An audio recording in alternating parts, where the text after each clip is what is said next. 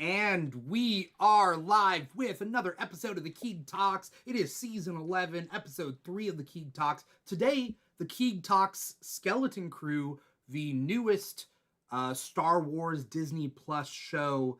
We're here to talk about it. I'm your host, Dimithri Perera. And if you're watching us live, you're watching us on twitch.tv/The Keeg Show or youtube.com/The Keeg Show. Or maybe you listen to the podcast wherever you get your podcast from. But no matter how you're digesting us or where you're digesting us, like, comment, subscribe, follow, do all that stuff. @Atten, just be @Atten all over the place. If you must. But if you're watching us live, you can see who our guests are. And if you aren't watching us live, let me introduce them. First, we got the Darth himself, DarthChoco. What's up, Choco? Hello, everyone. I'm happy to be back. Always glad to talk Star Wars with awesome people. And man, there's a lot to talk about with this show, start to finish. So I'm happy to jump into it. I'm glad to have you on. You and our other guest, are normally like my go-tos for Star Wars related stuff. But I do have to say that your background looks really cool. But it also looks like the mask from Squid Game. Oh, I thought it was the Epcot. I thought it was the Epcot ball. I guess it could be Epcot ball. No, it's just a wallpaper. Basically, I've been using. It's not wallpaper. It's like panels that are 3D printed that are stuck up on there. I came into an issue where my virtual backgrounds, for some reason, started taking up too much CPU power on a specific app that we use, and my background looks terrible. So I had to put something up, add some color, that's fair, mix it up. It looks good for you. Who was that voice? I think I heard a voice. Who could it be? It's Sara, aka Miss Marauder. Sara, hello. Welcome back. Coming to you today from my childhood home because I've had a crazy day running around. My kid got her braces on today. Oh. And now she inexplicably has a fever. So I'm like, okay, you come to grandma's house. Is that normal? I don't think so. It is like, no, it's not. I don't think it's normal. Okay. I don't know if it's connected at all. I don't know what's going on. Okay.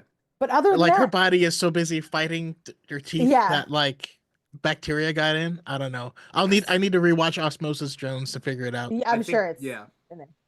Did you guys know there was Osmosis Jones animated series? There was like a Saturday morning cartoon. Yeah. I don't know. Just throwing that out there, in case we do another Keeg Talks. The Keeg Talks, Osmosis Jones. I will say the anime Cells at Work was doing it better. The what? Cells at Work. There's an anime called Cells at Work, and it literally takes place in the body. Like the white cells start going ham and start doing karate and beating up bacteria and stuff. Like it's pretty cool. Yeah, Evie has watched some of it, but it actually, you can't get it on kids Netflix because it's so violent, because it's about blood cells. So there's so much like blood in it that it's like not deemed appropriate for children. But we have a good family that's a friend of ours. They have, I think, 8 kids now. They had 7 at the time, and they dressed as the Cells at Work characters. That's cool. Cool. I would love for there to be an episode of, I guess, Cells at Work where suddenly the magic school bus drives by. Miss Frizzle's there. Yeah. An amazing. Oh, they would toss hands with Miss Frizzle because that bus does not belong inside a human body. Yeah. You know what we are here to talk about? It's not just red cells and white blood cells and all that. We are here to talk about the newest Star Wars series on Disney Plus that just ended its either first season or series. Is there going to be a second season? I don't know. It did say season finale, not series finale on Disney Plus. So I'm hoping for a season 2. I'm hoping for a season 2 as well. Choco, you hoping for a season 2? Or are you just glad to see it gone? I am not hoping for a season 2, but I am hoping for a continuation of characters. This is Star Wars. I mean, we'll get into it more. The way it ended, it feels like a great ending place for what this is. Mm-hmm. But I would absolutely love it if, right, the toothpaste is out of the tube at this point in time. You know what I Mm-hmm. mean? So everything is going to have to change.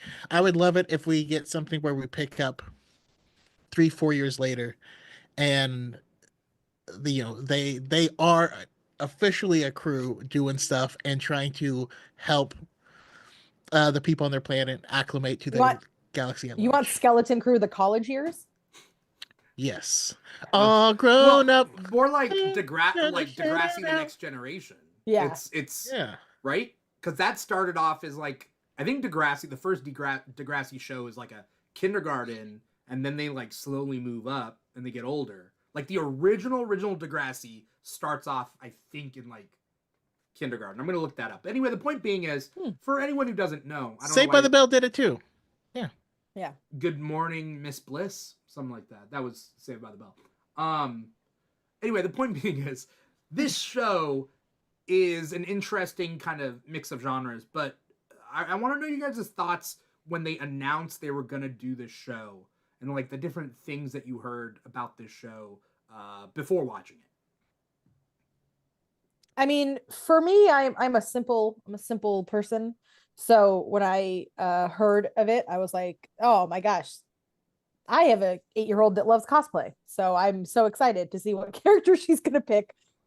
Kids, yeah. I think that Star Wars, not to be that person that's like Star Wars is made for kids, but to have a youthful energy into Star Wars, I was really excited.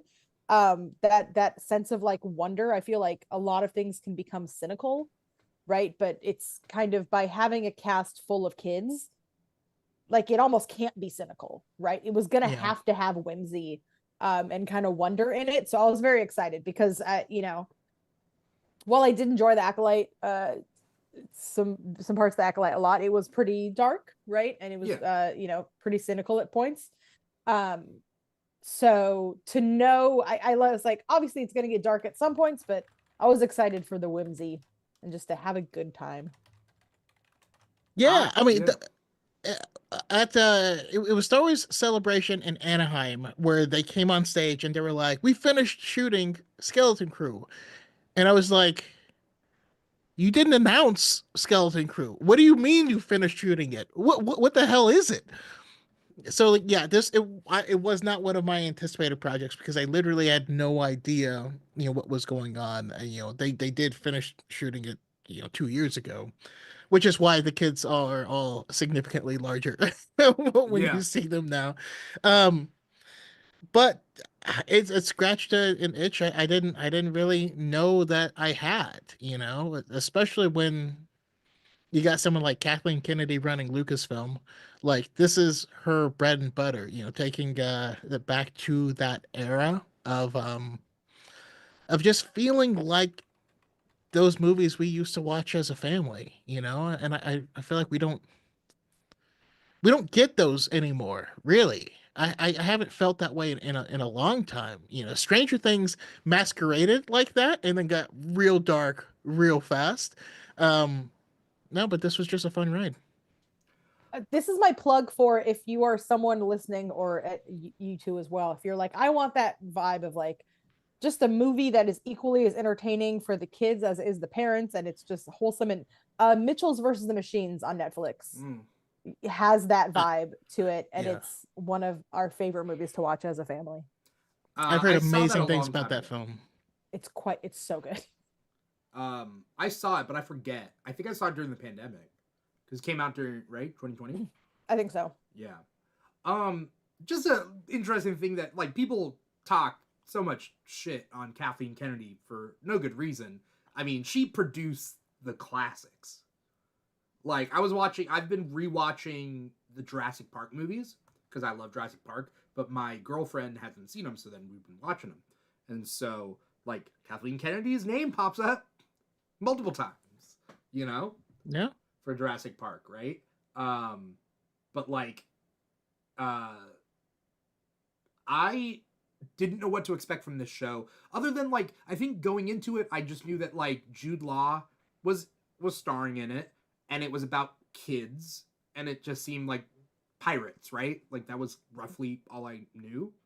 So I was like, is he a captain of a kid ship? Like, how childish is this show going to be? Mm-hmm. That was like my concern. Not that I didn't think, like, if it was super childish, not that I would have been like, well, why are they doing it? Because, like, it'll appeal to someone other than me.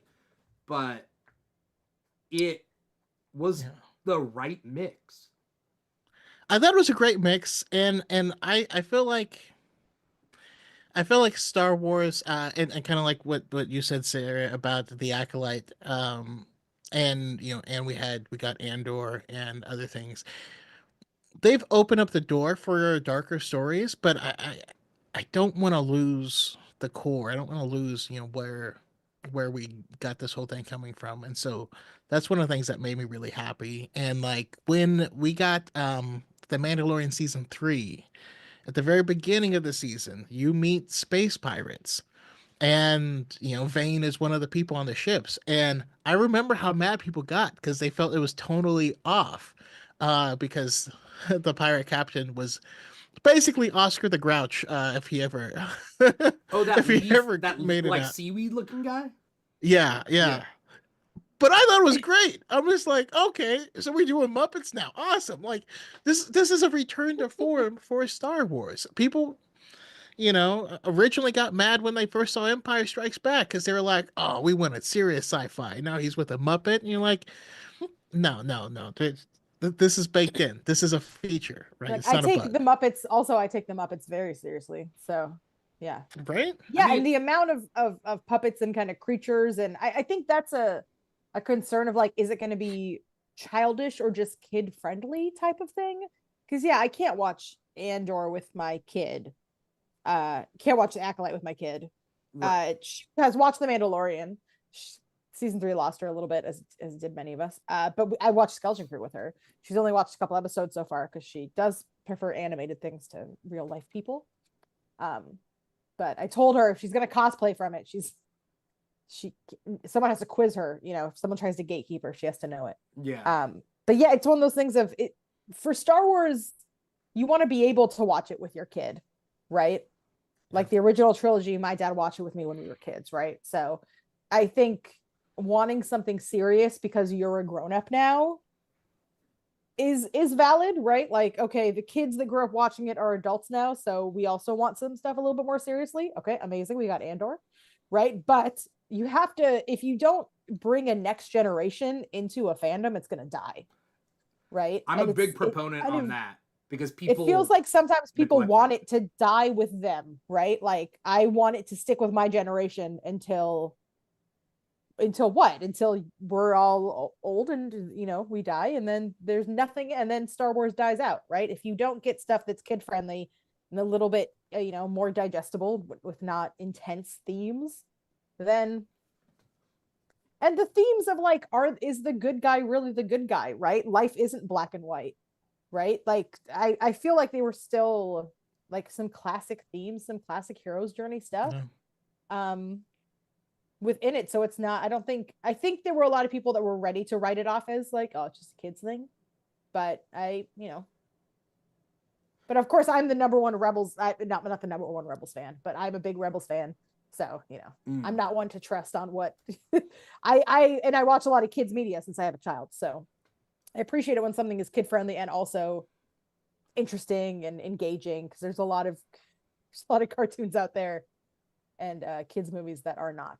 So I hate the idea. And I've watched them. I hate the idea that like one day I will have a kid and I'm gonna have all this like new kid stuff to watch with them, which is gonna be awesome. But then also like the longer I wait, the more media there is in the past that I have to like. I want them to watch Fievel Goes West. Like let's do the first couple Land Before Times. But there's also really cool kid stuff now. Evie just went to an event for the composer of the Cuphead show, the guy who does the music for the Cuphead show, and she's really into the regular show. So there's just so much kid stuff to Wait, she's into regular show? She is obsessed with regular show. That's cool. Okay, yeah. Respect. She's wearing a Pops t-shirt right now. Her t-shirt right now has Pops on it. She's watched the whole show. She got to the finale. She cried. Oh, the finale. The finale of the regular show. I love regular show. Episode 1. Yeah, she loves regular show. I was Rigby for Halloween, like 2 Halloweens ago. Like a human version, but I'm trying to like update it. Well, you're Rigby? Yeah. Yeah, well, we saw regular show cosplayers at Anime Los Angeles, and she like flipped her lid. She like lost it. She's very excited. What would you guys rate this series as a whole out of 10? I'm gonna say 8.75. Oh, okay. Really splitting it there. You didn't want an 8.5 and you didn't want a 9. Okay. Yeah. Okay. Like a solid B+. Like it's not my favorite, but I really liked it. I mean, I'm thinking the same. I was gonna say 8.5. But what I have to say is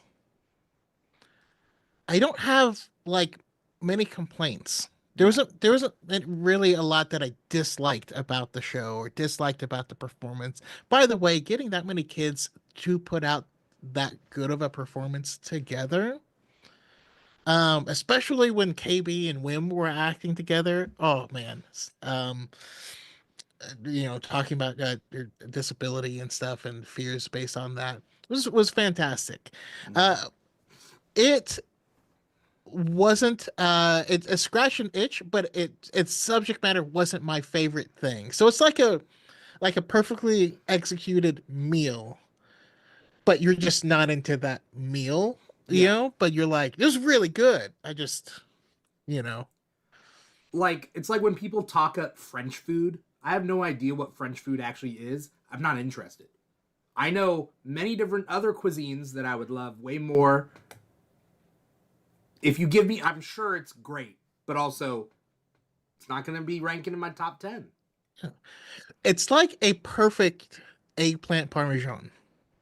You're like, it's perfect, but like, oh no, put some sausage in there. No, like... I could do an eggplant parmesan because I'm also eating with other stuff. I'm not just having a meal of eggplant parmesan, but I could fuck with some eggplant parmesan. Right, but then it's not, it's not going to be your go-to recipe that you're going to have once a week because it's so good. Yeah. No, but if I was to cater a party, right? Because like Italian food was like my family's go-to for like catering a party or whatever. Like eggplant parmesan's on the list of those 5 different things we get. Like we get like a meat sauce marinara, some sort of pasta. I've never had like an Alfredo thing. Eggplant parmesan. Never had it. Yeah, it's up there. I can't even I couldn't even articulate what it is because I've never had it. I don't think I've ever seen it. It's just there. It's just there. Like, and sometimes I'm imagining a grilled eggplant. I mean, kind of stuffed with cheese and stuff. Cheese, I feel like there's certain things that happen within fandoms or just TV shows as a whole that when you watch them, you get that feeling of like, oh, this is going to be my whole personality, right? Or like, how did I live without the Mandalorian, right? Right. I didn't get that feeling from this. I wasn't like, how did I live without Space Goonies? It was more like, dang, that Space Goonies show was so much fun. Like, I'll probably, and I think because it was like lighter, fare, I feel like I will go back and rewatch it. I feel like it does have rewatchability, especially watching it again with my kiddo. So I did like that about it. And of course, now we got the whole cosplay crew. We're recruiting all the kids to be all the characters. That's cute. Yeah. Now the real question is, are you gonna back him up as Smee or well, as this Jod? is so my question, well, that's the whole thing, is I had to wait till the finale because I was like, if Jod murders one of their parents, I can't do Jod, right? Yeah. My other option was my daughter's doing KB, because that's the one that she, just from the images, she picked KB out of a lineup. So then watching it and seeing how awesome KB was, I was like, okay, fantastic. SM33 one day, that's maybe for like San Diego Comic-Con. I could maybe get him done for that. But I was also gonna make maybe a Kim puppet. to go along. yeah. Ooh, These, that would be really cool, actually. Yeah. I really liked that character. Yeah. Choco, did you give it a number out of 10? Yeah, I gave it an 8.5. Okay, so we got 8.5, 8.75. I'll give it a 9. I think I'll give it a solid 9. I liked it. I wasn't itching every week to be there on time to watch it. There are other shows that, recently, I mean, of all time, Andor was the one I would die going through those 7 days between episodes. I was dying. Andor is probably like my number one spot for like most. But like Penguin recently, the Penguin was really good. And I was like, oh, I gotta get to like Sunday or whatever it was, like whatever day it came out. Skeleton Crew wasn't really like that. But I don't have any complaints. I really don't. Yeah, I feel like all the things I have are like nitpicky things. Like in the finale, I was just like, why don't we just take more gold than you could possibly ever spend? And like, why are we invading the planet? Like, it seems like you could have an arrangement. It's ambitious. And where every year you come back for more credits. Like, you could just fill your entire ship with credits and then leave. I don't know why we're invading, but you want to talk? I mean, we could talk about the final episode to but that's like the first time I had a complaint, right? Well, I think it's because all the pirates are in there for different reasons, right? Like some of them just want to start chaos, and like Jod needed all those pirates, right? He needed to convince those pirates and like gain captainship of his ship, which means they gotta like land on the surface and just like cause havoc. They didn't have to do all that, but they wanted to. I mean, I think he was largely just trying not to die. Yes, but you got to give them what they want, right? Yeah, it's not just getting the money. Some of them just want to like go wild. And then also in the penultimate episode, just the scene of him with the credits cascading, laughing maniacally became a little much for me. And but that may have just been my OCD, like, you don't have to make a mess. Like, just what are we doing here? It's gonna be so much harder to pick those up. The hell? They're gonna make a deleted scene of him putting them all back one by one. Right? There were. Here's a question for you guys. Do you guys think that this was a legitimate TV show? Because that's what we've been like. We talk about every single thing, every single time. It's like, could this have been a movie, or was this it was a TV show? I think it was a TV show. Yeah, I think it was a TV show. Yeah, like certain Marvel Disney Plus shows are like, they're just elongated movies. But like, I don't think that was the case here. So like Obi-Wan, for instance, was just a long movie and I suffered for it. At least split it up into arcs. Damn, not just like random unsatisfying. I don't know. Anyways, I mean, this one I thought was really. I thought this was interesting because Andor was always designed to be a show. Originally designed for 5 seasons, but I'm actually kind of glad they cut it down. This show was originally pitched by John Watts and them. Around the time they made their first Marvel Spider-Man movie. Huh. So this has been in the works since, 2015. This has been in the works for a really long time. So this does feel like it was designed to be a TV show, but I am willing to bet that it was in the works probably originally as a movie. But he couldn't get started on it until he wrapped on the movies that he was under contract to. So by that time, yeah, they were very much in the, hey, we need to make our streaming service profitable phase. But we do need to get back in the theater. I think it worked really well as a TV show. I feel like it would have been tiresome in a movie to do the like, okay, we're off the planet. Okay, we have to get to this planet to do this, and then we have to find the person that's going to tell us where Ed Atten is. Then we got to a planet, it's not really Ed Atten. Then we have to go. I feel like it would have been like, okay, can we just get back to it? But I feel like the stakes And that's another thing is people were talking a lot, I think, about like, I don't know, people on the internet. It's like, do you want everything to, it was nice stakes. It was nice personal stakes. Not everything had to be, world, colliding.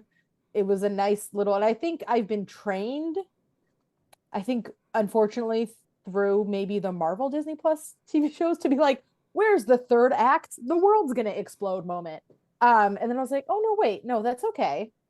It's not about that. It's about the planet of Ad, and it's about these kids, and No.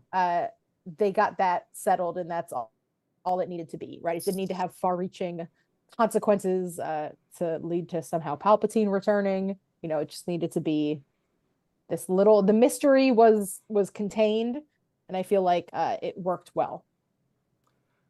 Yeah. I also it also works well as a show because it was honestly it was too much. Like what we got, there was no fat on it, right? It was trim, it was streamlined. And in my opinion, to its detriment. I wish that we could spend more time in the in between moments with these characters. Yeah. And I feel like that's something I just miss. You remember the old days, like the Arrowverse, where you're watching the Flash, and there is an overarching storyline for this season. Yeah. But then, like this one episode, they're just like chasing around just some weird villain that like no one's ever heard of, and in the process, you get to know a lot more about Cisco and his family. Right. And then I kind of miss that. If I could take away any word, like just from discourse, it would be filler episode. Like the term filler episode for me is like one of the worst things the internet ever invented. It's like, you take a break from the main story to learn more about something or to do like, that's not like in storytelling. That's often where where you find out the most about your characters, right? Where the character gets a moment not tied into the main narrative, like it's the term filler episode kills me. And you're right, there was no filler episodes here. They all served a purpose. Well, like, and I fully agree, they have bastardized that word and tore it to the ground. As a massive anime fan, I get it, right? There's a whole episode of Dragon Ball Z where Goku gets his driver's license, and it's insane.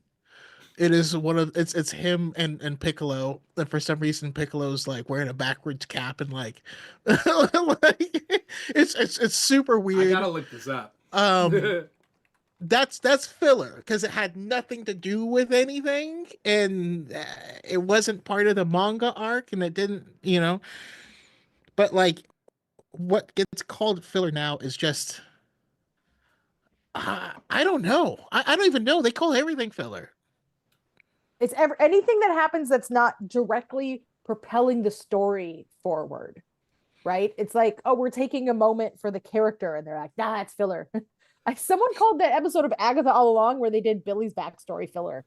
And I was like, I don't understand what you're saying. What are you saying to me? Any flashback is filler. I think people are using also filler to just say they don't like the character that it's focusing on, or they don't want to see it. Something they don't want to see is filler. Then it's like, okay, then I guess A New Hope ends up being like the cantina for a little bit, and then the raid on the Death Star. Like, that's okay. Do you know how much of A New Hope is just the droids in the desert? Like, it's insane how long that whole sequence is before anything starts. I feel like, man, these people wouldn't be able to last. No. I mean, the whole beginning of Return of the Jedi has nothing to do with anything. It's my favorite, so though. Random. It is my favorite. It's so Star Wars, but like, have I ever told you why Return of the Jedi is my favorite out of those three, the first three? It's because in elementary school, we used to take a class vote on what movie we would watch on our like special like fun day. And we voted for Return of the Jedi like a couple of times, but we never had 2 hours.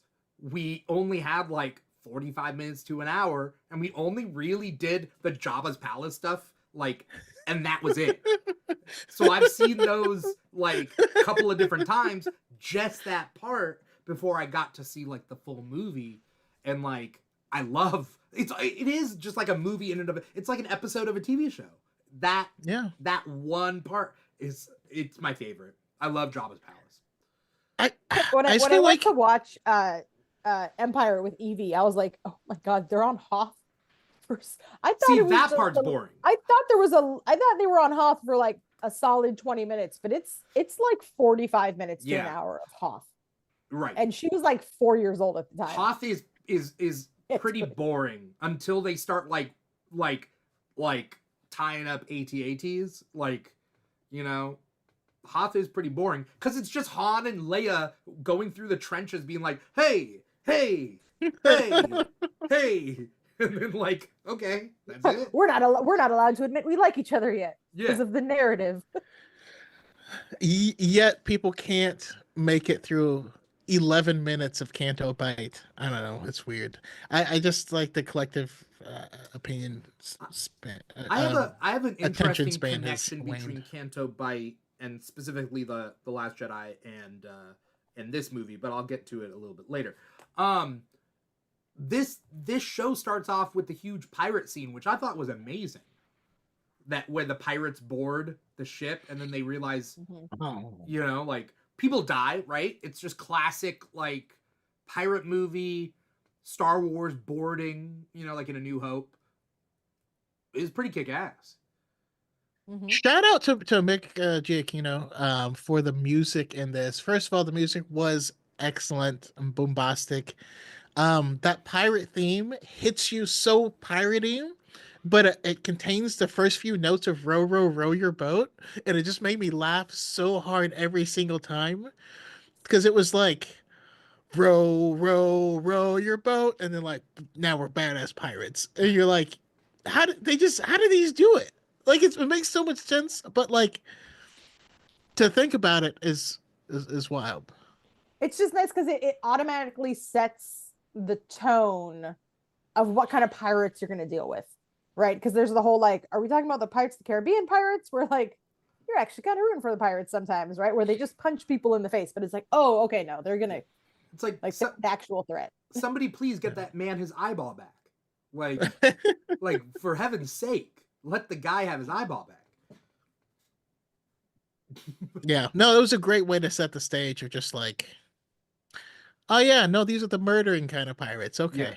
And then also meet our adorable children of the show. And you're like, oh no. It's funny how everything kind of comes together if you think about the history of all these companies. So we're talking about like the history and experience of Kathleen Kennedy with 80s movies and all that stuff, right? We're dealing with obviously Star Wars and the history of Star Wars coming in here. But then also like Disney as a company and their history with pirate movies. Going back to like Treasure Island and all that, right? A huge pirate influence, not just Treasure Island, but like, I mean, you got Pirates of the Caribbean, right? That's a more contemporary classic. But like, Disney used to have like those old movies that were all like Treasure Island, Swiss Family Robinson, like all those that kind of like bled into this as well. Yeah. I mean, they were pulling the references out of everywhere, and but did so in ways that were not so overt that you had to like that it became cringy, you know. Yeah. I thought they really nailed it with that, especially the Captain EO references. I was so happy. What are the Captain EO? By the way, I've never seen Captain EO.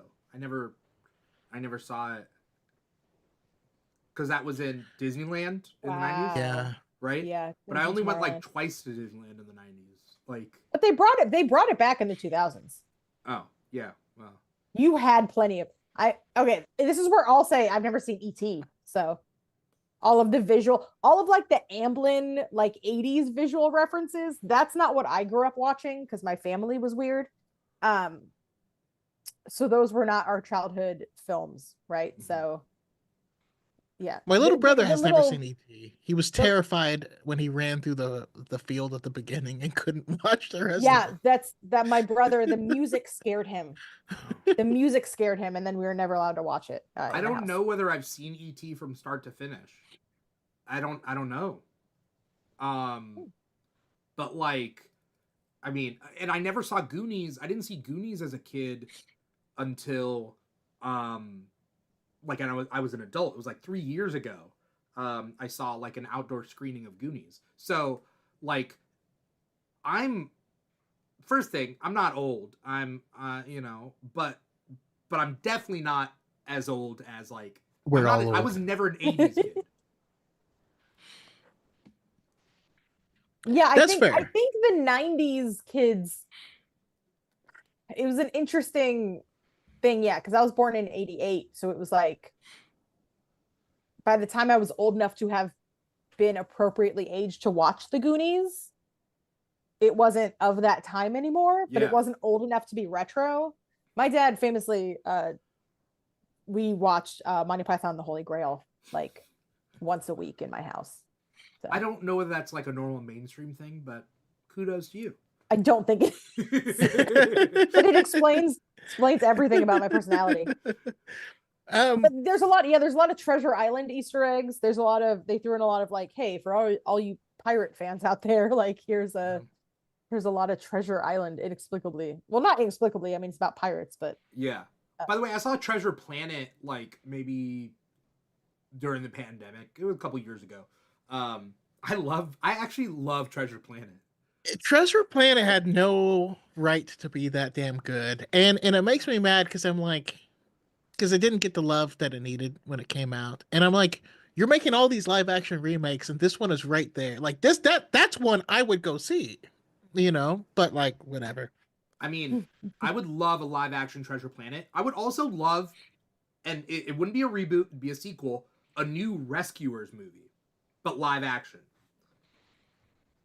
Live action or like CGI animals? Whatever. But the point being, I would settle for just an animated one, but I'm just saying, like, the kids and the humans, like, I like seeing the scope of, this is a Rescuers Down Under Rescuers podcast now. But, like, the whole point of Rescuers is that you have these very small animals able to save the lives of such big human beings and affect their world even though they live in theirs. And I just think that, like, having a live action human cast really shows that distinction between a small mouse and, like, a huge human. Were there any other Captain EO references other than the little fuzzball that flies? I don't know what his name is. No, his name was Fuzzball. That's the official official name.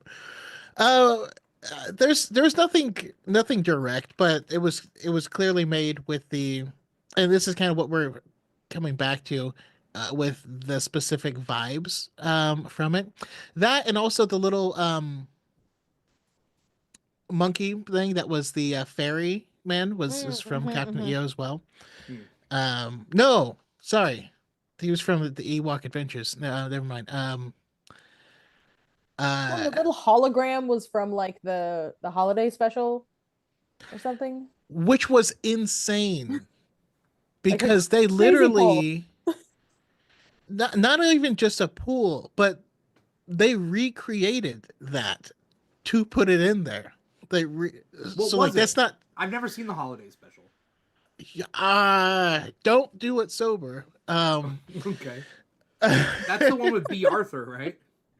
Yeah. I actually sing that song that she sings all the time, and no one knows what I'm talking about. But just one more round, friends. No, what I was going to say though is like beyond just Space Goonies, I felt like the 90s were a time for kid and family movies that is a time that's just gone, right? Because we had that, but we also had Sandlot vibes in there. There was Stand By Me vibes in there. There is like back in those days, you could just be like, it's a dog and he plays basketball, and they let him on the team, and you're like, okay, this is the president's son, and Sinbad is there. Yeah, Blank Check. There are so many kid movies. Rookie of the Year. I loved that movie. Do you remember that movie? Rookie of the Year, yeah. And the same The kid kid- is the kid in King Arthur's in King Arthur's court, right? No, kid in King Arthur's court. It's the same actor, Yeah. and he goes, you know, Same actor. Then you just toss Sinbad in there, and you got a kids movie. I was gonna say Angels in the Outfield was mine. No. Wasn't that Joseph Gordon-Levitt? Yeah. Well, it was also Matthew McConaughey, Donald Glover, not Donald Glover, but Danny Glover. Joseph Gordon-Levitt at the age that I was watching Angels in the Outfield was the pull for me. Yeah. By the way, weird side note is I just started watching Amistad. Because I'm getting into a Spielberg. I need to watch the movies that I haven't watched, like that Spielberg made. Because I've seen a lot of Spielberg movies, but like I haven't seen all of them. Amistad's one of them. Matthew McConaughey's in that one. So, you know. By the way, Spielberg. Say what you want about Spielberg and whatever. You can never say he's bad. You can't. Like. He's so prolific that he became the standard, which means his movies have no sauce, but they're not bad. Well, that makes Jurassic sense. Park is one of the best movies of all time. Yeah. You know. So I feel like with all the different references, they did a good job of like they spread the nostalgia butter like so wide on the toast of this TV show. That was a weird metaphor. I'm sorry. I love it. That where it's like it soothed my brain. Were you obsessed with pirates as a kid? We got pirates. Were you into the Amblin stuff, the 80s movies? We got that. Is it the streamers on the speeder bikes, right? Is it the parents just don't understand? I got to get out of this town. The funny aliens, the aliens, you know. Were you really obsessed with stories growing up, right? That's even like a never-ending story bit there of like, my dad doesn't understand. I'm stuck in the stories and I want to, you know, like no matter what you grew up with, they hit it, right? So it wasn't just like, we talked about Stranger Things a little bit. That Stranger Things is like so specific to that time period of like 80s latchkey kids come home when the street lamps go on type of thing. That even if you didn't experience it, it feels nostalgic. But I feel like this, they spread it. I mean, the droid's name is Smee, right? Like they, there was like as much possible. And I think they did it beautifully, right? Where it's like there was enough references, but they were also light, like the streamers on the speeder bike, right? It wasn't, you know, they didn't then also have like a boombox on it. And it was like just enough of like, oh, this is nostalgia. And like the idea of Atten literally being stuck in time, right? That sets that nostalgia. And it was just, I thought that was like, they did that perfectly. Yeah. Right. To the point that you didn't even like, it became a talking point of like Goonies in space, which was like, my whole thing was like, why is that? You're saying it like it's an insult, right? Like that's, who doesn't want Goonies in space? Like that's, I mean, it's I like reductive. this better than Goonies. And I think it's much more than that. But if that's your criticism of it, that's crazy. Like, that's a compliment. I thought they balanced it. Do you guys have a favorite Easter egg? Easter egg? Oh, I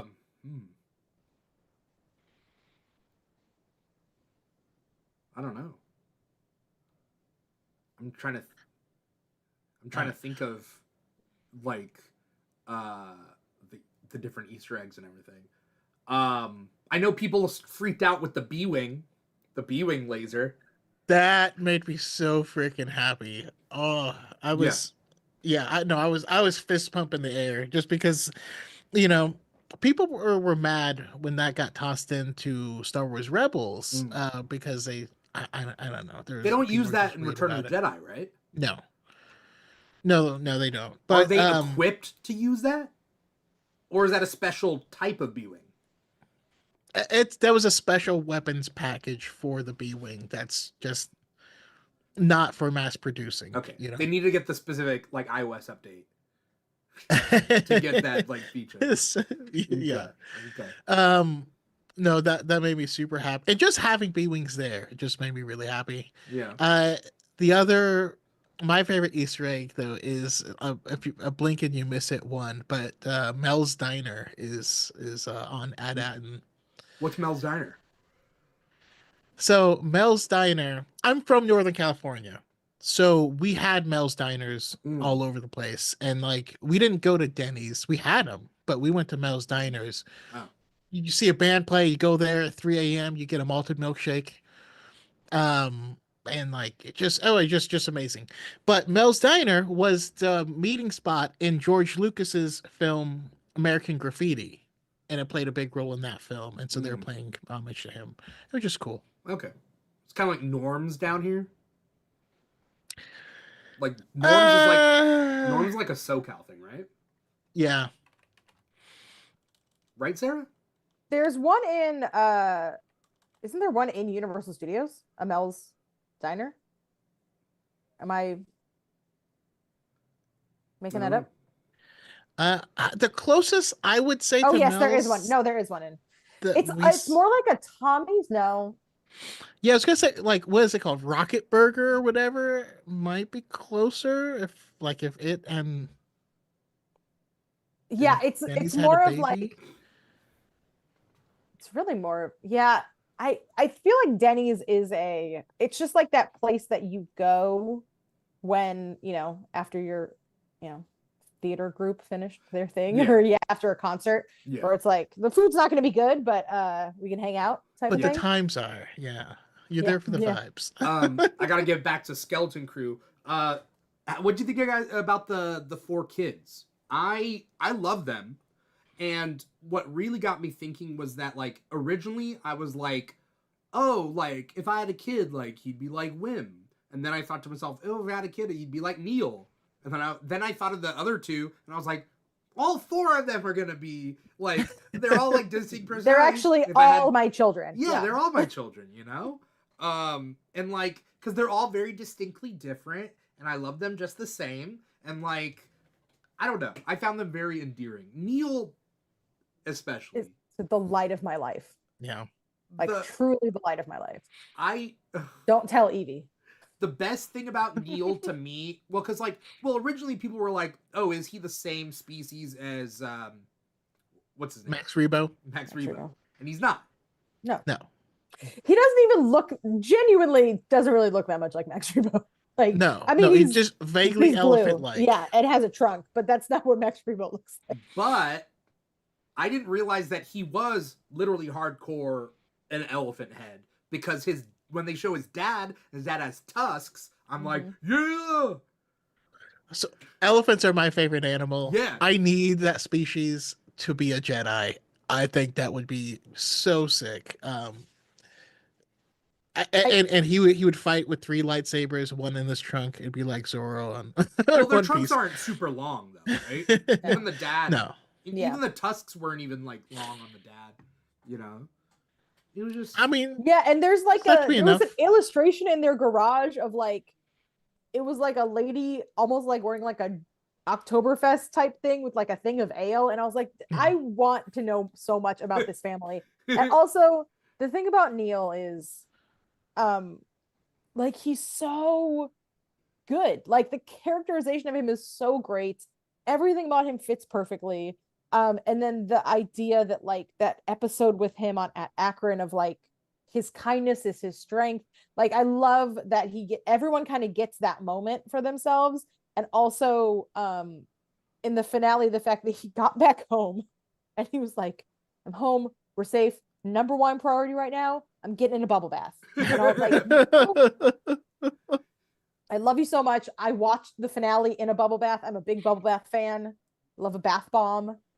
My mom famously in her house has like a clawfoot tub, and I'm like, you're gonna come home one day and it's gonna be gone because I will have taken it. So I see it's this idea of like you see little parts of yourself in all these characters, and it's so easy for them to be one note, but they, and in some sense they are, right? He's the wholesome one. Wim is the one that's going to be a little bit whiny and wants to go on adventure, and he's real plucky and he's going to push the button he's not supposed to push, right? KB's the smart one. Fern is the, leader. Like they have their roles, but they fill them out so beautifully. I just loved Yeah. them. Like they introduce the characters, having them lean into these very specific tropes, and then like as it plays out, we get like the zoomed out version of like, no, this is the strength, or KB has to be this way because if she's not careful, doesn't know these things, then she's gonna have problems. KB ended up being my favorite character. I don't know, love her so. I mean, I felt really a kinship with the person who's like, there's something wrong here. Like, I don't trust you. All the kids go to sleep, and she's just like staring at him, like, I'm onto you, man. Like, I see through you. Like, I don't know. Yeah, I when just love she that tries to character. do the like, you have to trust your gut. You can't calculate everything, and she's like, okay, Uh, that's That's not gonna, that's gonna exactly work my on reaction. whim. That's gonna work on whim. That's not gonna work on me. I did read an article about KB's character, and they were talking about how it was blind representation. And then I went back and watched it. I watched it. I was like, is she blind? Is the character, is her vision impaired? But I was like, I don't I don't think they ever explicitly said that. And she's like No, looking No, at, yeah, she's I was like, definitely I know not that she's got, blind, because she flips it up and I was down. very confused by that, but maybe it was like you have a visual impairment and you feel represented by, but yeah, I was very like, I had to rewatch it because I was like, was I not paying attention enough to understand that that's what was going on with her? But I was like, no, that was just I just I got the do wrong. genuinely love that her design looks a lot like Age of Apocalypse Cyclops. It makes me so happy. Oh, wait, is it Age of Apocalypse Cyclops only has one eye, right? Yeah. He has one eye, so he grew it down and but he still has his Yeah. visor. Like he Age of Apocalypse Cyclops looks a lot like her, and it makes Okay. me happy. I mean, first thing that comes to mind is Geordie LaForge from Star Trek. Was that what you're gonna say, Sarah? Yeah, that's as I'm trying to build this cosplay. I'm trying to see, but I might have to end up 3D printing a Geordie LaForge thing and then changing it up. She Does also it flip picked. up? Where It does does it flip up. I'm over her trying head? to figure out the mechanisms. Yeah, it kind of flips up. Like if you've ever talked to someone with long hair, they will have probably told you that they want. What? I know You're this is a assuming weird. I've never talked to someone with long hair before? Oh no. I just mean a lot of people with long hair will talk about how they really like the way when they're wearing sunglasses and they put them up the way it does their hair. Okay. Right? And they even invented like headbands that are shaped like that. Okay. Where it's like a headband doesn't do the same thing that my glasses going up does. And that's what it does. It flips up to her hair like that. If I've ever If you guys have ever met anyone with long hair, chances are they won't said that to you. But yeah, when I talked to Evie, I was like, Evie, you have long brown hair. Like it would be so much easier for you to cosplay Fern. Like you wouldn't even need to wear a wig. And she's like, no, make that silver wig with the side of the head shaved and make this mechanism. Does she that have the goes side up of her the head shaved? KB does, yeah, for the medical appliance to fit there. Oh yeah, that's right. Yeah, which obviously I'm not going to shave my kid's head for a cosplay. Yes. Not yet. So I do that for my cosplays, but not for her. So I mean, somebody who I really like connected with was Wim. But like also Neil in a way. But also really what it was my experiences as a kid being more like Wim, but then having like really strong like girls in the class like Fern to be like just like shut up and do your work. Like, you know what I mean? Like I was like that dreamer, can't focus kid. And there were a lot of type A girls in my class that wouldn't take any of my shit. And I saw a lot of that in this. That was knowing is I really liked Fern's characterization because she was like this kind of a bad kid, like a bad influence, but she was a bad influence because she was rebelling against this, You saw her as a rebel? Not in the Star Wars terms, but in the, I mean, if you skip school to race your bikes and jump stuff, then kinda, yeah. Okay. Yeah. But it's the classic story of the kid who is very smart, and so they get bored, and so they get into trouble, and someone who probably is exactly, very similar to their parent and doesn't want to be, and is going to fight against that as well. I don't know. I just feel like all the characters just had something special about them. Yeah. It was nice the journey that the parents went on too. I mean, I think KB and Neil's parents didn't need to change because they were perfect as they were. But the Wim's dad, and I liked that it wasn't like immediate, right? It wasn't like, okay, he's in on the adventure, right? The idea that Wim had to learn the benefits of home, and his dad had, like, they had to meet each other halfway. It's like such a classic trope of these kinds of movies, but I thought it was executed really well. And the whole idea of it needing to be Fern's mom at the end to be the one to actually do it, and she's the one that has to, like, she essentially has to give up everything that she believes, right? Like her whole life is a lie at that point. When they go to meet the supervisor. So that idea that, it's not like, they had to meet their kids halfway, right? And learn a truth about their kids that maybe they didn't know, or maybe their kids were trying to tell them, but they weren't listening, right? In the case of Wim, I think, and probably Fern a little bit too. And that happening in the finale was nice. That idea that they were trying to break the rules to go find them, right? That whole thing, but still kind of clinging to that. No, the supervisor is gonna, figure it all out, until they came and they were like, actually, your kids are criminals. Good riddance. And they were like, okay, well, the parents needing to start to rebel to go along with it, I thought was a nice, they did that well. Like, it was obviously going to happen, right? Because that's what happens. But yeah, the Wim's dad sneaking in to turn on the thing, I really liked. I was like, what, Wim's whole story was he didn't want to grow up, right? And they were absolutely trying to make these kids grow up too fast. Like, you get a job, the job you're gonna have for the rest of your life when you're literally still a child. That's insane. And he's like, I just want to help people, and I like that was his story. He doesn't want to grow up. And then you have his dad who grew up too fast and forgot everything else about life, And I also really liked how they characterized the pirates as adults who never grew up, and how stupid pirate rules are the same as stupid kid rules of, like, no, claimsies, unclaimsies. Like, well, I call parlay, like it's stupid when you think about it.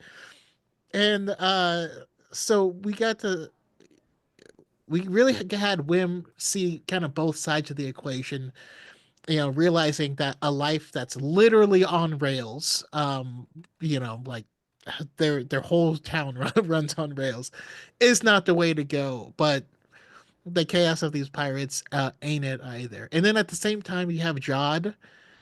You have Wim idolizing the Jedi and that possibility, and then Jod is someone who forsook it because there's not enough light in the galaxy. There's not enough hope. And at the very end, Wim still called out to Jod to come with him, despite everything he had just done. And I was just like, man, are you trying to get me? They're trying to make me cry. He's like, there's pinpricks of light, and Wim is one of those pinpricks of light. I don't know, it's just beautiful.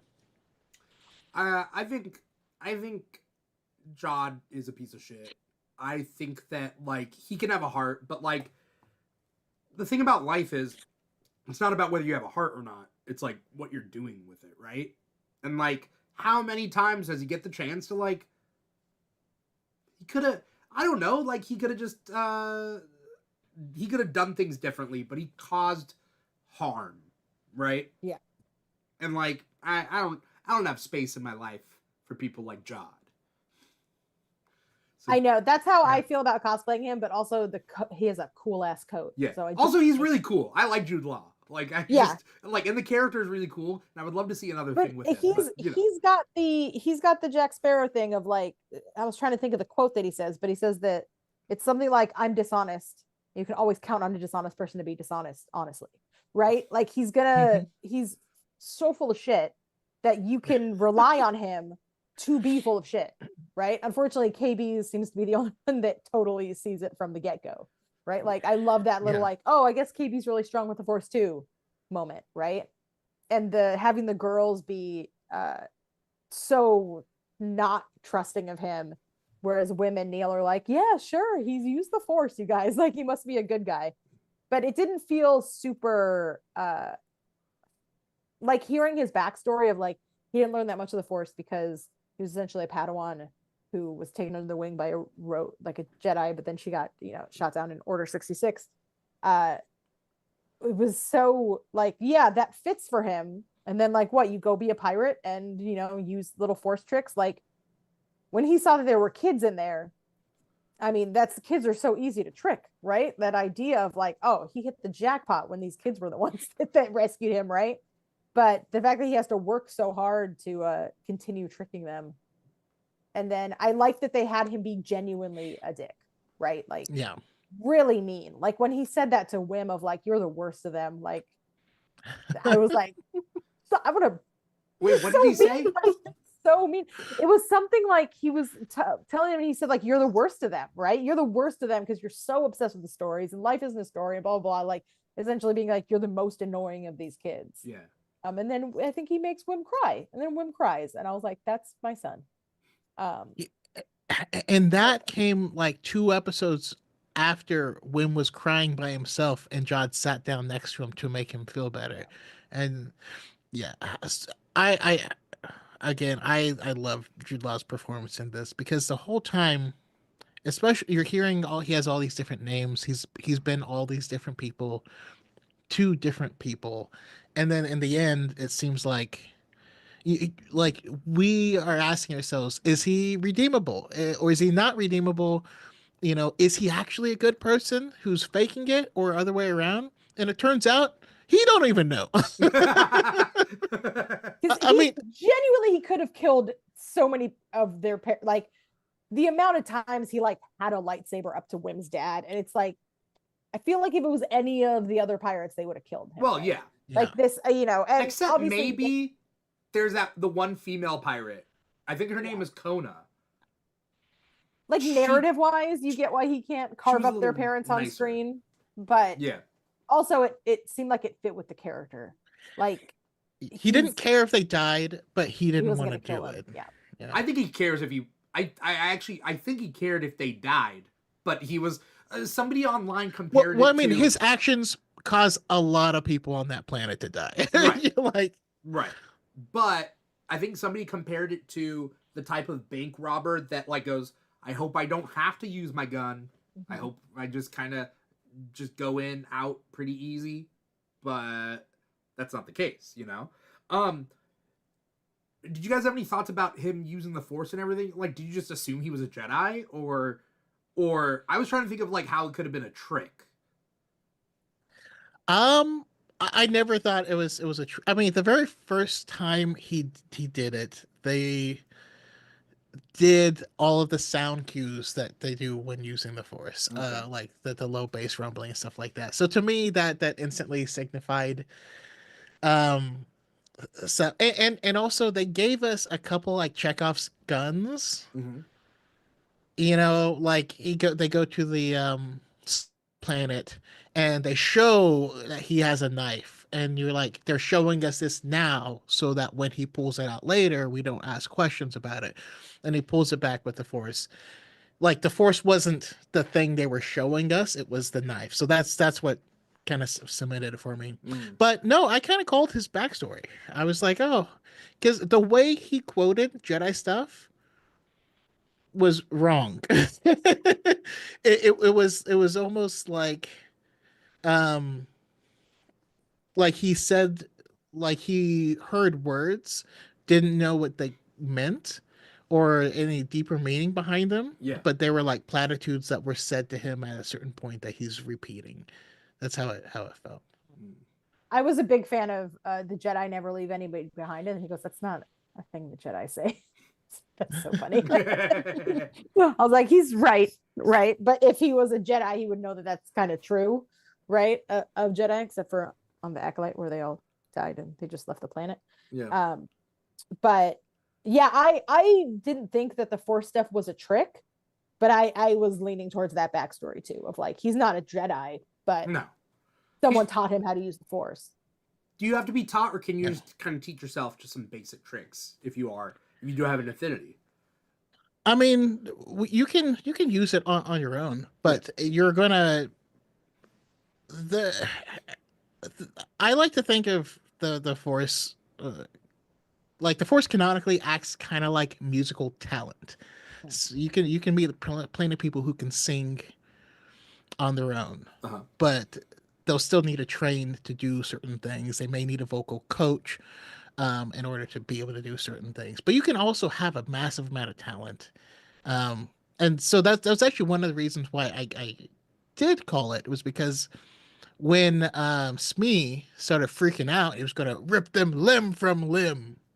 Jod had to dive to turn it off. And I was like, oh, that makes sense, because it's much easier to like push something or pull something than it is to do like small articulations to like flip a switch or something. Like stuff like that made sense to me. But yeah, we've seen babies make items float with the Force.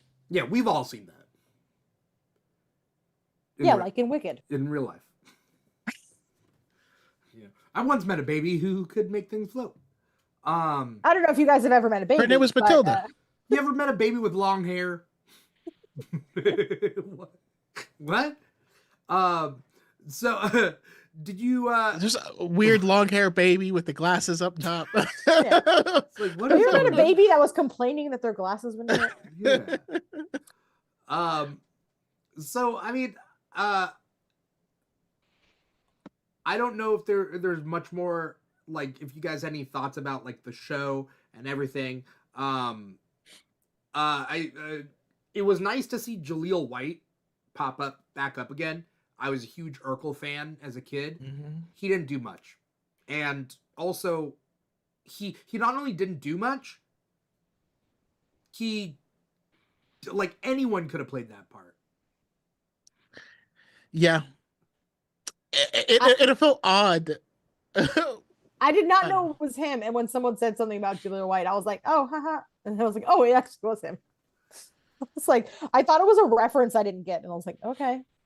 Oh. But I am very happy to see him acting again, because the industry has not been kind to him. Yeah. I mean, he was a great comedic talent when he was on Family Matters. And he had a level of talent that I thought could have gone places, but he was so pigeonholed as Urkel. But I don't think he used his comedic talents on this. He just you know what it seemed like? It seemed like he was doing a stage play. As someone who's done multiple stage plays of Peter Pan, it seemed like he was just playing a pirate on stage for Peter Pan. And I was like, all right. By the way, Kathleen Kennedy produced Hook, which is one of my favorite movies. Absolutely. It's also really long. Hook? There's a lot of divorce proceedings before we get to Neverland. You don't get to Neverland in the it takes a while. Another film that scared my brother. I'm just outing my brother as the Boo Box. Was he afraid of divorce? Yeah. Yeah. Terribly. No, when the hook like goes across the wall, fucking pee his pants. No, he didn't actually pee his pants. I thought you were going to talk about the Boo Box, when they put the and then they pour the scorpions into the box. Oh no, he didn't last that long. Oh. No, it was scary music really affected him. So any kind of foreboding music with something happening was a no-go in our household. I just think of the fat black kid who like pulled his legs up and rolled down the ramp, and that's my. I loved him. And that's also why whenever SM33 was on the stage, I kept going, Smee's me. The fact that nobody called him Smee, although there would be no reason to, but still. Yeah. It was just a nice little, that was for us, right? They didn't have to say it. Well, it's like L337. There was. Yeah. Honestly, though, there was a quote that kept running through my mind that I thought was very applicable to Jod. And it's, he needs a mommy really, really badly. Yeah. Like, Yeah. Yeah. I think I don't have anything new to say that I haven't already said, but I think it bears repeating that the performances of these kids were just so good. Yeah. Like to the top point notch. that I think we almost got done talking before we were like, oh right, John. We have to talk about John. He was like, yeah, because the kids are so great.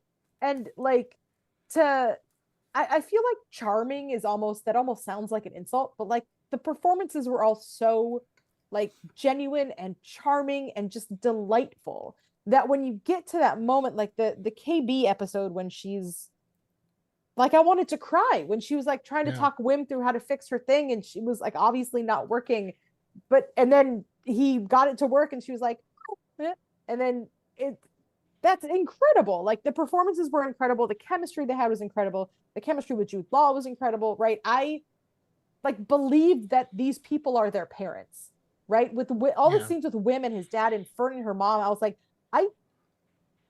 like it's weird. I think these people are. I'm like, oh, how cool that a mom and a daughter are both acting, right? Like, what a great thing they did, right? That they got these people that were friends in real life to be on the show together, right? Like it felt very natural and it felt very convincing and charming, and it was just. It would have been very easy for that to not be the case. Yeah. Right? It would have been a lot more like the odds are, I think, against them that they would get these 4 kids that are all individually so good, but work so well with each other and with all the adults and with the Star Warsiness of it all. And then I've been watching all the like all the, interviews. They just went to Disneyland and they all made droids and like, no, they're just good eggs. Like they're just, so that's why I'm like season 2, I do feel like it wrapped up, but like with that last shot of, Wim looking at the X-Wings. Yeah. I would be happy to get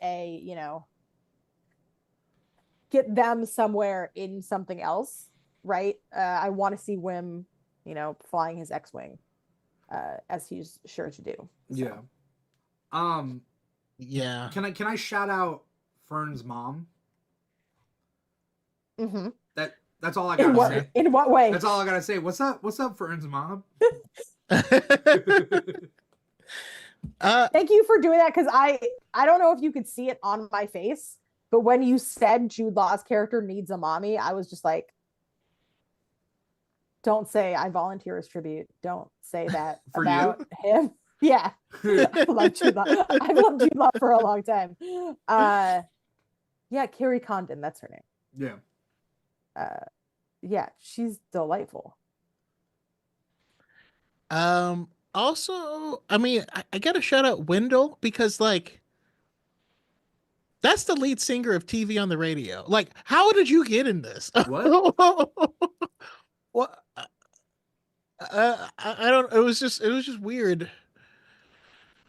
Oh, because I'm like, okay. I'm like, you're not an actor. Oh okay. yeah, it says singer. Well, it says he's appeared in many films. Yeah, I was surprised to see him. And I hope that he felt very natural in the role and like his switch. The finale. Disney Plus has a habit of not nailing their finales, but I think this one had several instances of me actually feeling anxiety or me actually fist bumping the air. When Wendell jumped the gorge on the bike with the kids. B, when Neil got on the turbo laser, and I was like, that's right. I felt bad when he's like, that was Chekhov's turbo laser for sure. Yeah. That was, I like to see that payoff. The way he runs is very like this, and I'm like, lift your feet, buddy. Knees to chest, Neil. And then it blows up behind him. I'm like, no, come on, man, Neil. And I'm still laughing about like, because when they go back to school, Runa's gonna like try to spit game, and he'll be like, "I have a girlfriend. She's from Canada." Yeah, she's like she's my girlfriend on Ad Akron. Yeah, she doesn't have a phone.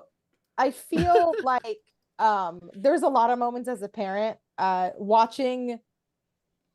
Oh my God, I'm not gonna cry talking about it. Watching KB's moms. First off, shout out KB's moms. Like cheering her on of like, you know how to fix it. You can fix anything. I was like nearly weeping at that, where they were like, you can fix anything, you can do it, and watching it go down. And I was like, obviously they didn't kill KB. Like, I know she's gonna be fine.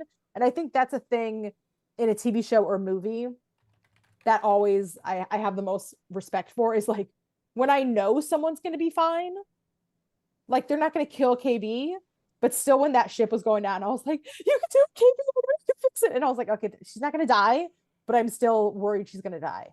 Right. Like she did it. Right. Like this idea, I think a lot of times when you get the, like, you know, the data, right, the smart kid, right, the kid that knows all the tech stuff, you can make that character be just that. You can essentially turn that character into a droid.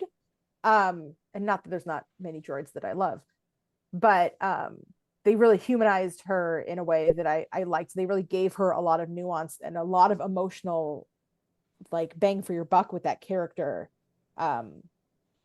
which kind of like went against the stereotype of like the smart one, right? Like, she can fix everything, but not on purpose. Like, this thing that's a part of her is because of an accident she was in, and that allows her to have this like tech knowledge. So it's that was such a great, because when we first saw the character, when we first met her, it was like, oh, she just has this thing, right? Like, and we were like, what's she doing with it? And I like that they never felt the need to like either explain that either. You know, like, it's an appliance that she has, that because she has a disability related to an accident she was in, and we don't need to explain what she's seeing through the visor. You guys get it, right? Like, you get it from watching the context of the show. I just love KB. I thought KB was, I mean, they were all so good, but of course, I'm also currently making the KB costume. Near and dear to my heart. If anyone knows also, what the name for the mechanism that when you push it in, it'll make it flip down, please let me know. Because I'm like, I know that there's a name for that, a way to build that, so you can just push it and it flips down. Like a flip down push button pusher. Yeah. What's the official name for a flip down push button? Let me know. Send comment on the Keeg show and tell me the name of that mechanism. I want to shout out also Needle's family, because the little babies, the little, like, the rest of, is he the oldest? Twins? He's the oldest, right? Yeah. Like, there's the twins and then there's one younger, or there's one younger and then the twins are the youngest? Because there's, I think it's the twins are in the middle and there's one last one. So, but also, adopt me into that family, please. Their species is called Mickians or Mykians, Mykykian. The father is Noel, mother is Numa, and they have Neil. Oh, the two twins I think are the youngest, if I'm reading Wikipedia right. But it's Neil, Tulu, and then Jobo and Jorko. Oh my gosh, I love them so much. But also, what a classic thing to be like, let's have one more kid, and then it's twins. Yeah. You're like, no, I have 4 kids. I feel bad for Noel, the father, because he's completely bald, and then he just has hair right here, and it's like, he's an elephant. Like, is this normal for elephants? Do you need propecia? Not for Neil. Neil has like Neil has the nice little It's a little farther set back, sure. Yeah, but like it's still. He's got that LeBron James. I don't know. They're so cute. They're so cute, and like I'm looking at the mom character right now, and they're just a cute little family. She's just such a mom. Yeah. I love her. I would love to make her outfit. I would love to. I just can't do. If someone makes the head, I would love to cosplay Neil's mom. Yeah. I also just want to shout out 2 things that are kind of connected, right? So we had the ship was almost being eaten by a giant wrecking monster, and it took me right into Toy Story 3 at the end with and I started having like, you know, my own Vietnam flashbacks because that scene hurt my soul. Yeah. And then we got the ship being like, let me slip into something a little more comfortable, and like getting all sexy, and we're like, that ship. First of all, I almost feel bad for anyone who bought the Lego set. Right. Because the Lego set doesn't do that. The Lego set's the original doesn't. bulky one. But I'm sure they're going to release a deluxe set that probably, like, takes off and puts together. I'm sure someone has already made it, like, out of the bootleg Lego thing. You know, the way that people make those. Yeah. Yeah. Yeah, it is the bulky one, but I also still want to buy it because I want the minifigure. I want the minifigures. I told myself, the bulky one still looks cool. I've told myself no Star Wars Legos because I do Marvel Legos and I do DC Legos and I don't do Star Wars only because there's so many Star Wars ones out there. I'll never be able to like get everything that I want. But my Marvel, I have almost every Marvel and DC Lego set. Almost. Dang. There are some that I'm missing, but like most impressive. Yeah. I have the Daily Bugle set and the X Mansion that I have not yet built. And I need to. My girlfriend got me the X Mansion for Christmas. So I'm able to only get the ones that I like. I'm not a completionist. I don't have to have every version of the Millennium Falcon. I'm okay with like, I have the Ghost, right? I have, the AT-ATs. It's like, okay, I'm okay with just getting the ones that I like. I have every version of the Razor Crest.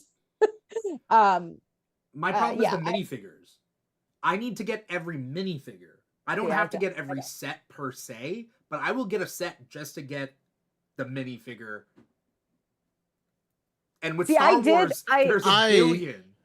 I love ships. I love spaceships. I love Star Wars ships, and I can't choose. So I only have 2 of them, and it's like it's a dam I'm terrified of breaking because I have some of the original sets when I was I have Darth Maul's Sith Infiltrator, the first one. Ooh. And then I have a Naboo Starfighter. The scimitar, and so it's like that, but nothing as since then. I have I have a lot more restraint now, but I up until J.K. Rowling was on Twitter, I had every Harry Potter Lego set ever made.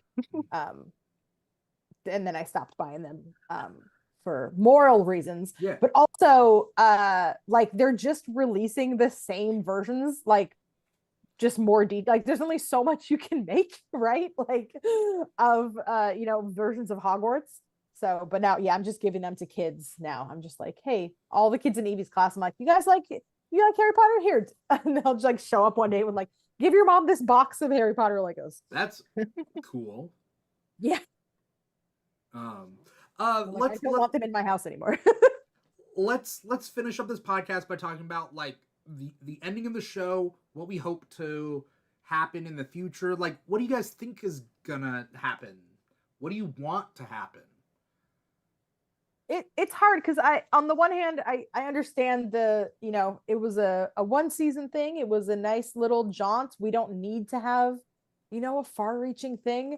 But then on the other hand, what's so wrong with a TV show having more than 1 season?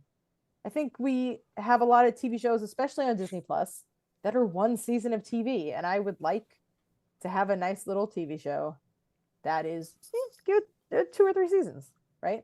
Yeah. I mean, obviously I know it's difficult with children, right? If you want to do it, they better do it now. Start filming tomorrow. But I would love to see these characters continue on a journey, right? I would like to see more of them. Yeah. I would like to see another season, genuinely. I think there's just so much, especially in Disney Plus and Marvel and Star Wars, that only ever gets 1 season. And they're like, that was a special event. And it's like, then what's the point? Because if it only ever has 1 season, I think it'll still be a good season of TV. But I think, especially when you set it up in a way of like, it's got nostalgic vibes, they're going on adventures. Like, Ad-Aden is open to the world now. Surely that calls for some adventures, right? They've seen the galaxy now. So, you know, KB's got Kim's phone number, right? She's got her on FaceTime. There's adventures. I think that there are adventures aplenty waiting for this crew of kids. So I would like to see it have another season. I'm with you there. Here's the thing, like, generally speaking, I'm like, well, when they greenlight these shows, when they do these shows, when it eventually ends, why should I care? Right? And obviously I do care about these characters, and it just ends, and I'm like, we could wrap this story up, never touch these characters again, and we'd be like, 50 years down the line, like, we know that they're just still on Atten, they're living a good life, and, like, that's the end of their story, right? But, like, the fan in me wants to believe that, like, Wim is gonna fly for the Resistance, you know? Like what, you know? Yeah. Like, Jod is gonna go off and he's gonna do some, like, crazier adventures. And I would like to assume that there are more stories to be told. Here's what I want.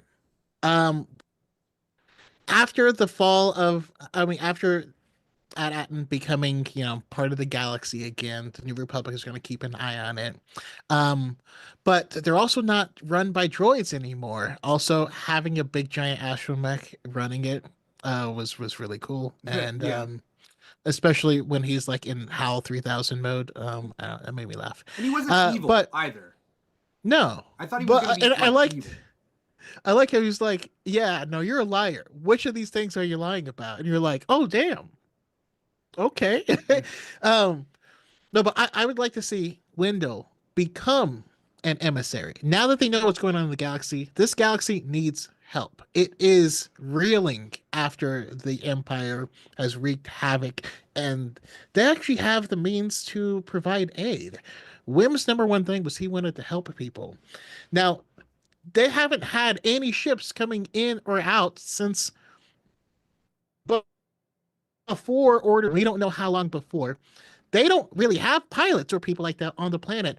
Wendell becomes an emissary, and the kids are his crew, and they fly around the galaxy offering aid to people while trying to outrun pirates, and that's what I want. Give us a 3-4 year time jump, and that's the show. Is there I'm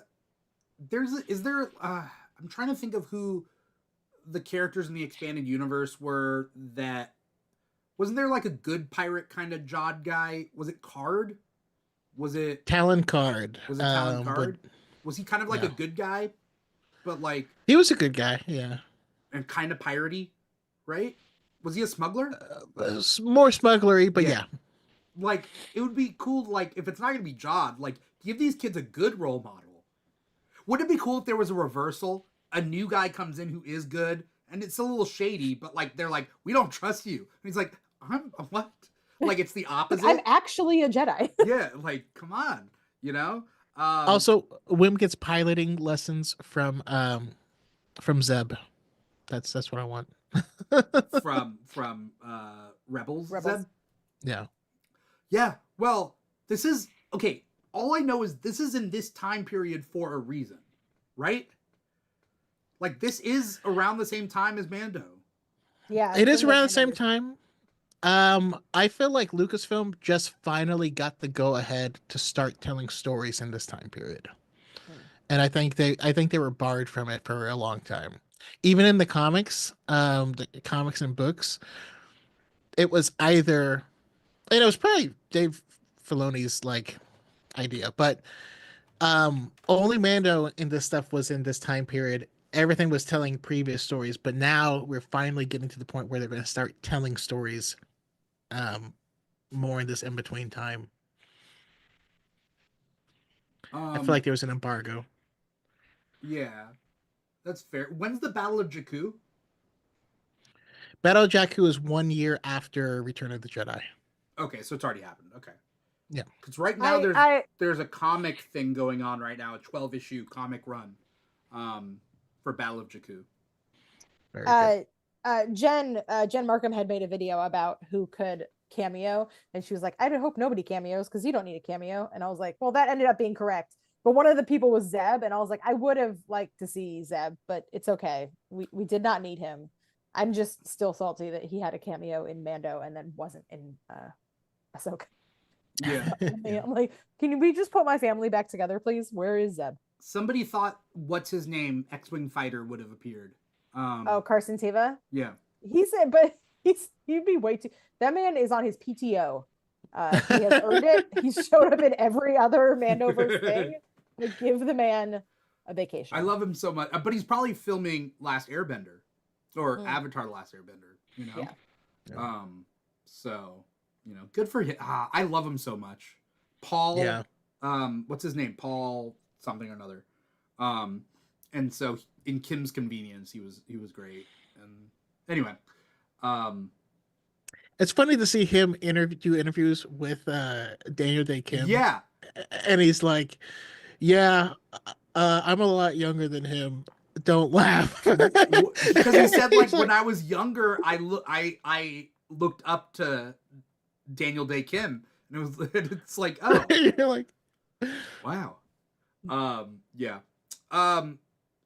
Here's my thing. You had brought up Canto Bite as I want to close this. My big thing about these connected universes is like, I want to see bits and pieces kind of continue and to like push these like things forward. The kid at the end of Last Jedi, I like Last Jedi. I don't necessarily like that kid there. I get what it means. I get it. But like, you never continue a story. You don't need to. He's not a character, right? He's just there to show like, the Force life finds a way, right? Like, whatever. Yeah, he's us being inspired by Star Wars. The last shot of Whim gave me Broom Boy very strongly. I don't want that to be, because Broom Boy didn't matter, right? It's the version of Broom Boy that matters. I think it was that idea of like he sees now the universe, and he sees that those things were not just in his stories. This is something that could actually be his future. He could be an X-Wing fighter, right? These things that I thought were just stories can actually be true. I think it was a more significant. It gave me that feeling, right? Or that I think visually, just the looking up in wonder was very reminiscent to the Broom Boy sequence. But yeah, I don't think anyone's gonna go, nuh-uh, we're gonna make a TV show next year that says actually everything in Skeleton Crew didn't matter. So I think we're safe. Okay. I would I don't think they're gonna Rise of Skywalker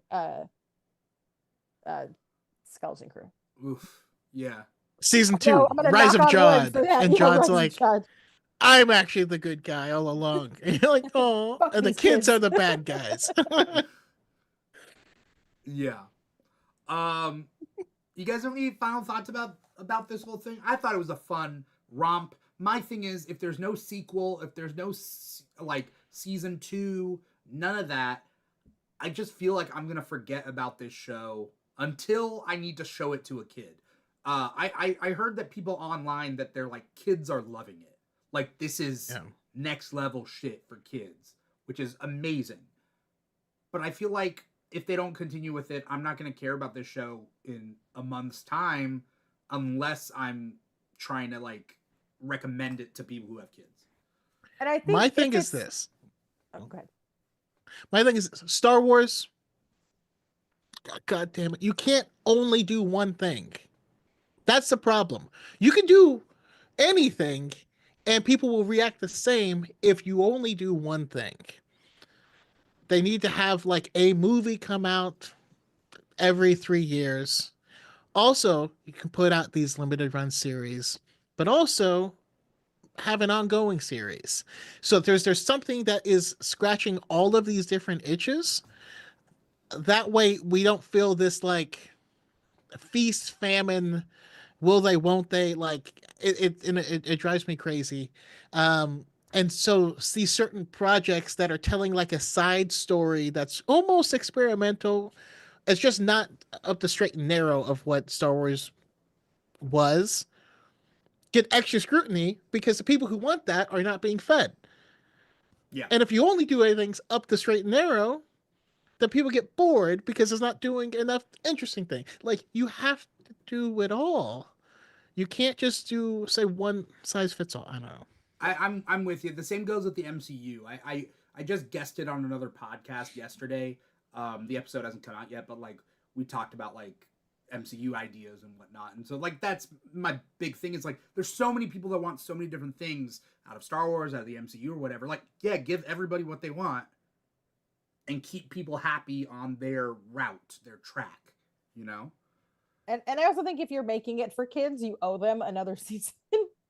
Like, you know, talking about Evie, she, you know, she's very into regular show, which had 8 seasons. She's into Teen Titans Go, which has like 300 episodes, right? If you want kids to be into stuff, you have to keep doing it. You can't just be like, well, those were your 7 episodes, kids. stay tuned in 4 years. Maybe we'll have another thing that kids will like. Right. Dude, I forgot how many episodes kid shows used to have. Yeah. It's insane. Like, I tried to download Darkwing Duck, and I was like, that was just my whole drive. It was just Darkwing Duck. And it was like, one season was like 45 episodes. I was like, especially like those shows that got canceled after one season. And then then I think to myself, when I hear about it, I'm like, oh yeah, Quack Pack only lasted one season. But I was like, but that was like a huge part of my personality for the time. If it only lasted one season, how many episodes were there? There was like 40 or 50 episodes. And it was like, oh, that's why it was such a huge part of my personality. It was 50 weeks in a row of Quack Pack. I loved Quack Pack. Yeah. And that's the other thing. These things need time to breathe. They need time to find. Sometimes the thing doesn't find its audience before it comes out. Right. Sometimes it has to be out for a full season before it truly finds its audience and hits the ground running. And if they make a second season, they can invite me and Evie to the premiere in our Skeleton Crew cosplays. Oh, that'd be cute. So, gotta do it. I want to guest star as Neil's older brother that's the black sheep of the family that they didn't have in this season. And then he's like, hey, what's up? I just want to be an elephant guy. Let me be an elephant guy. You want to be like Neil's older brother that like comes home from college? Yeah. Well, he couldn't have gone very far. He couldn't, right? Yeah, across the planet. Yeah. But like, yeah, you know? It's it's, you know, what one of the older Weasley brothers, you know? That energy. Yeah. Yeah. Like General Hux is like General Hux. Yeah. Yeah. He's one of them Weasleys. Yeah. Anyway, thank you guys so much for coming on the show and chatting about Skeleton Crew. Talking about Skeleton Crew. The Keeg Chats, totally different show. We're not chatting here. We're talking here. This is the Keeg Talks. Before we get going, Choco, where can we find you? What do you got coming up? Anything you want to plug? Yeah, DarthChoco on everything. TikTok got banned and then it came back. But I think I'm going to be trying to move mostly over onto YouTube because I just don't want to deal with that type of thing anymore. Also check out the Diet and the Force podcast. We go Fridays at 5 p.m. Pacific time. And we talk to our chat, we hang out, we do all sorts of things. Also, I would like to make a suggestion for the Keeg Chats. There's a show called Pantheon on Netflix. I watched it all practically in one sitting. And it blew my socks off. If you watch it, just know that there's a season 2, and the season 2 is even better than season 1. Look at its scores on Rotten Tomatoes. It's like a 10 out of 10. It's amazing. I'm looking it up right now. Check it out. Yeah. Okay. All right. And that's the Keeg Talks. We would talk about it, not chat about it. But okay. My bad. Don't you know the difference between talking and chatting? No. Come on.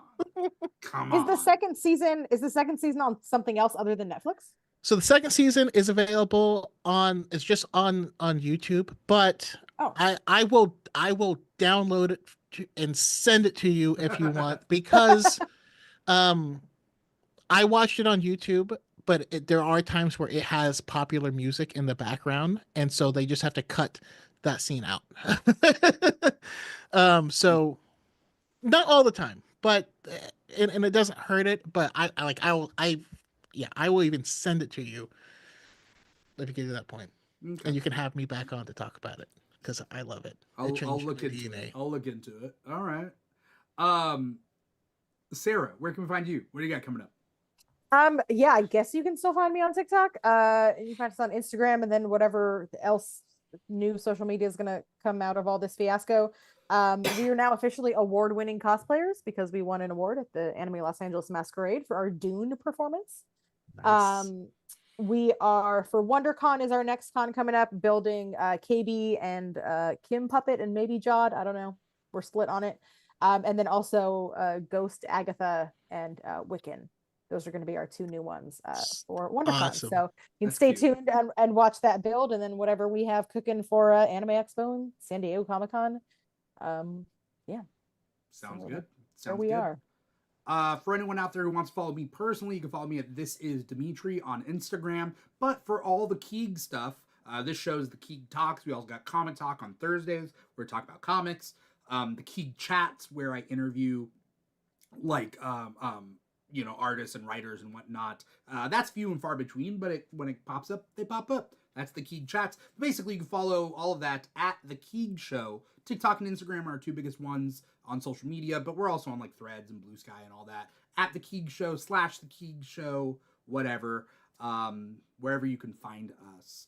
Other than that, if you're interested in Star Wars stuff, there are Star Wars comics. Go to your local comic shop, support your local comic shops. Go to comicshoplocator.com, find a comic shop near you. And I'm sure your local public libraries also have Star Wars books, so support your local public libraries as well. That's pretty much it. Yes. Thank you, Choco. Thank you, Sara, so much for coming on the show. Once again, I am your host, Dimithri Perera, and this has been the Keeg Talks Skeleton Crew. Take care, everybody. Everybody say bye. Bye. Bye-bye.